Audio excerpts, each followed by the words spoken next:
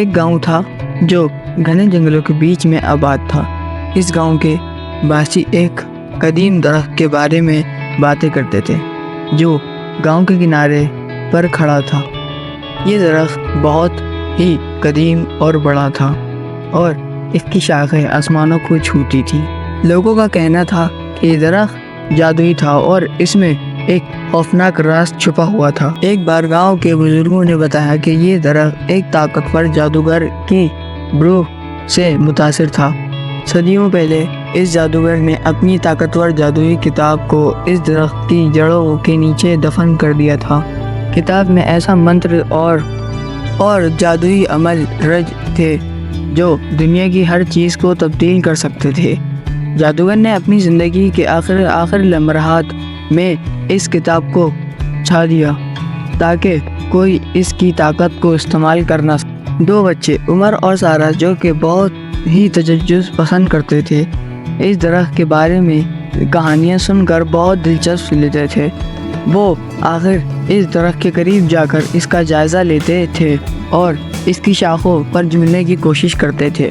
ایک دن انہوں نے فیصلہ کیا کہ وہ اس درخت کا راز جاننے کی کوشش کریں گے۔ ایک رات جب چاند کی روشنی میں سب کچھ واضح نظر نہ آ رہا تھا، عمر اور سارہ درخت کے پاس پہنچے۔ انہوں نے اپنے ساتھ ایک کدیا اور ایک چراغ لیا۔ درخت کے پاس پہنچ کر انہوں نے کھدائی شروع کر دی اور کچھ دیر بعد انہیں ایک چھوٹا سا صندوق ملا جس میں وہ جادوئی کتاب بند تھی۔ انہوں نے کتاب کو کھولا اور اس کے صفحے پلٹنے لگے۔ کتاب میں مختلف منتر اور طلسمات درج تھے۔ ایک صفحے پر ایک منتر تھا جسے پڑھتے ہی ہوا میں عجیب و غریب حرکات ہونے لگی، درخت کی شاخیں حرکت کرنے لگیں اور خوفناک آواز آنے لگی۔ اچانک درخت کے نیچے سے ایک دھول سا اٹھا اور ایک بدروج نوازا ہوا وہ بروج جادوگر کی تھی جو اپنی کتاب کے کھلنے پر ناراض تھا۔ بدروح نے کہا کہ تم نے میری کتاب کو کھولا، اب تمہیں اس کی سزا بھگتنی پڑے گی۔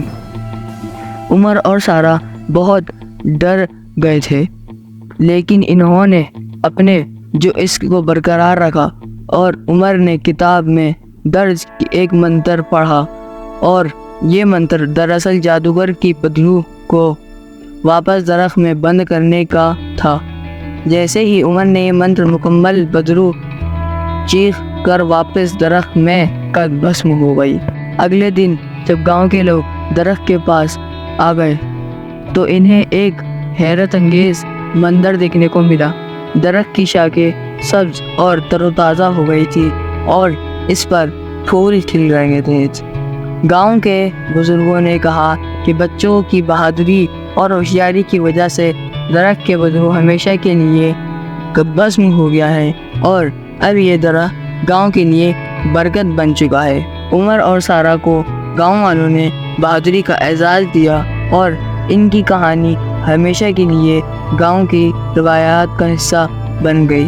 اب وہ درخت گاؤں کے لوگوں کے لیے ایک نشان عظمت بن چکا ہے جو انہیں یاد دلاتا تھا کہ بہادری اور وفا ہر مشکل کو حل کیا جا سکتا ہے۔